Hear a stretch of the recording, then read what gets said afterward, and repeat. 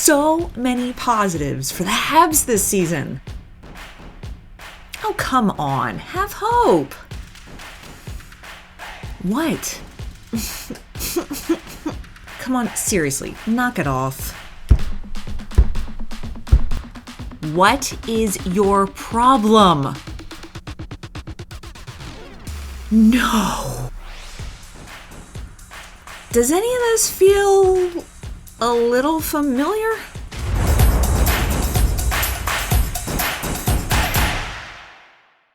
A little bit deja vu going on.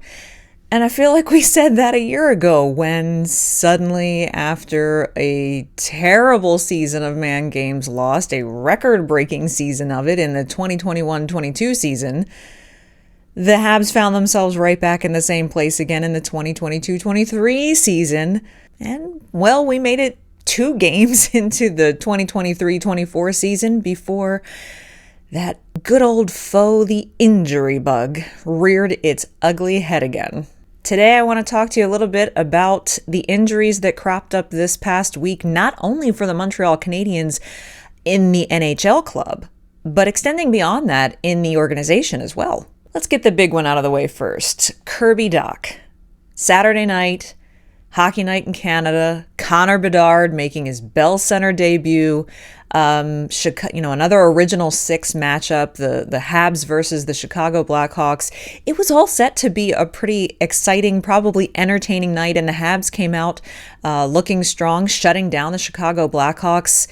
And then forward Montreal Canadian defenseman Jarred Tinordi with the bit of a big hit on young Kirby Dach, sent him flying over the boards into the visitors' bench, and away Dach went down the tunnel. And I think everyone at that point kind of held their breath a little bit.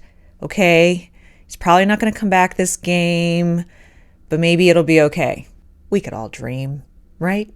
Not to be the case. And the Canadiens coming out with the confirmed announcement that he's done for the season.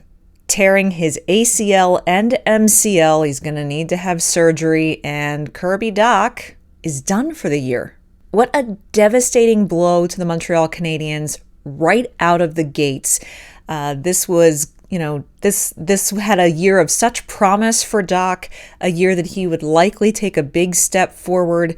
Many talking about the fact that his play and production would be challenging Nick Suzuki for that top-line center position, and that's no discredit to Nick Suzuki. That internal competition would make them both better.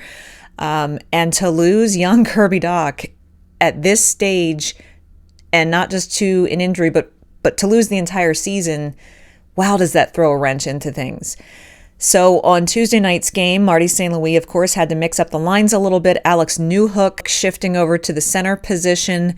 Raphael Harvey-Pinard being promoted up to the top line with Nick Suzuki and Cole Caulfield. And it was a rough game out of the gates for them. And Minnesota absolutely kind of steamrolled the Montreal Canadiens. In fact, the Bell Center crowd was very quiet at plenty of points during the night because I don't think they were expecting to see the Minnesota Wild take control of the game like they did. And then there goes another promising young prospect down the tunnel.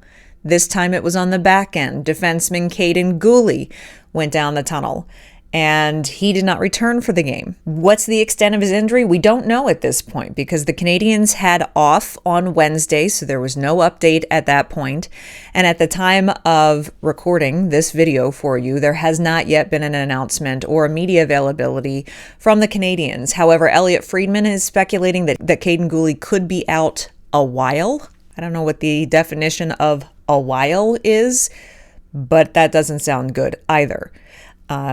Here's hoping, fingers crossed, that Kaiden Guhle is not going to miss too much time. Maybe it's a couple of weeks, maybe a month at the most, depending on what the injury is. But let's hope he's able to get back into the lineup because we don't want to see another top prospect suddenly losing tons of time. Remember, this is supposed to be the year for development, and suddenly everything is upside down and topsy-turvy because there's some major injuries happening just after 2 or 3 games. There's going to be a lot of decisions to be made, and the game plan that the coaches and the management had a week ago going into the season will be completely, rip it up and throw it out the window and start over again, because I'm sure they weren't expecting this kind of an injury level at this stage of the game. Now, this doesn't mean the season is lost.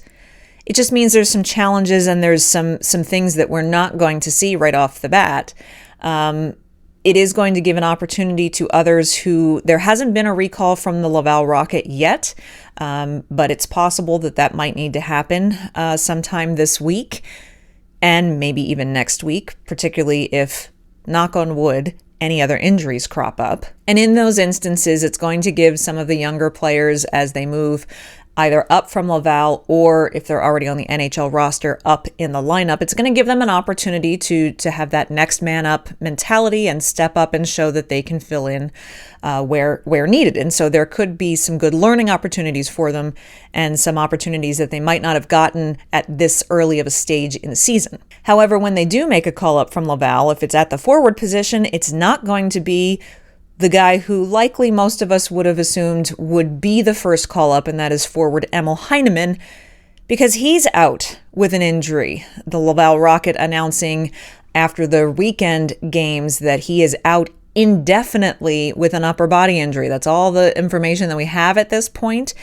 That is another big blow to the development potential for this year, when the top prospect down in Laval, who was really vying for a spot on the NHL roster for opening night, he comes up with an injury right at the start of opening weekend, and he's out indefinitely. We don't know when he'll be back. That will leave a lot of people clamoring for young Joshua Waugh to get a call-up. And while Joshua Waugh had a very productive first weekend for the Laval Rocket, Joshua Waugh needs to spend time in the AHL. I don't think he needs to get tossed into the fire of the NHL. He needs a lot of good ice time and experience down in the AHL to really solidify his game. So yes, he could be a call up here or there for a game or two if it's needed in an emergency, but I wouldn't want to see him get called up long term, not at this stage. We don't want to rush the prospects just yet. By the way, when it comes to Laval Rocket coverage, you might have missed that here on the channel, we debuted a new weekly show on Tuesday. Well, if you stick around to the end of this video, you'll have a direct link to our brand new show that I'll be hosting every Tuesday here on the channel called The Rocket Hockey Report. Complete coverage of the Laval Rocket and your weekly update on how the Habs prospects are doing in the AHL. The injury bug is a global traveler. They've got frequent flyer miles, because not only did the injury bug bite the NHL franchise, and the AHL franchise traveled all the way overseas to Europe, and this year's 5th overall draft pick, defenseman David Reinbacher, also had a visit from the injury bug. He went out of a game over the weekend with an apparent knee injury.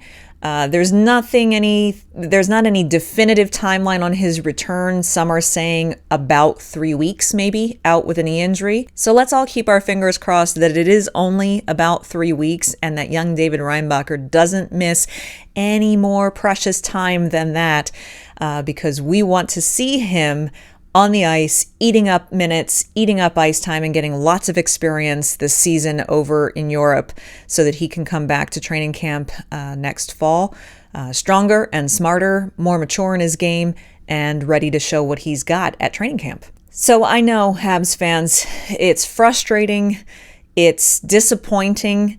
It's not the way I think anyone, particularly after all of the turnover and the new hires in the medical department for the Canadiens over the summer. And side note, obviously, there's nothing they can do about guys getting injured in game. This isn't a medical staff issue, but the turnover of the medical staff was absolutely correlated to back-to-back seasons of breaking records of man games lost in the NHL. And so I think everyone had high hopes and optimism coming into this season that maybe this is the year finally that the Habs could stay healthy. But apparently the hockey gods had other ideas. there will still be plenty of development happening. There's still going to be positives to take away from every game. Cole Caulfield's still going to be fun to watch. Sean Monahan, Alex Newhook, heck, Tanner Pearson seems to be scoring all of the goals for the Canadiens so far in this past week. Lots of fun things and reasons to watch the Habs this year. Just a little bit challenging right out of the gates. If you haven't done so already, won't you take a moment, if you're liking this show or others here on the channel, to just tap that subscribe button down below. Also would love it if you hit the like button. And don't forget to tap the notification bell. We don't ever want you to miss an episode of this show or our Canadiens Connection podcast. And as I mentioned a few minutes ago, the brand new show here on the channel coming every Tuesday called Rocket Hockey Report. That's hosted by me. In-depth analysis and information and news regarding the Laval Rocket, particularly focused on the Habs prospects who are playing for Laval and how they are performing from week to week. And as I promised, if you happen to miss the debut episode, which came out on Tuesday, well, you're in luck because I've got a link for it right here. Check that out, and I'll see you back here again next week.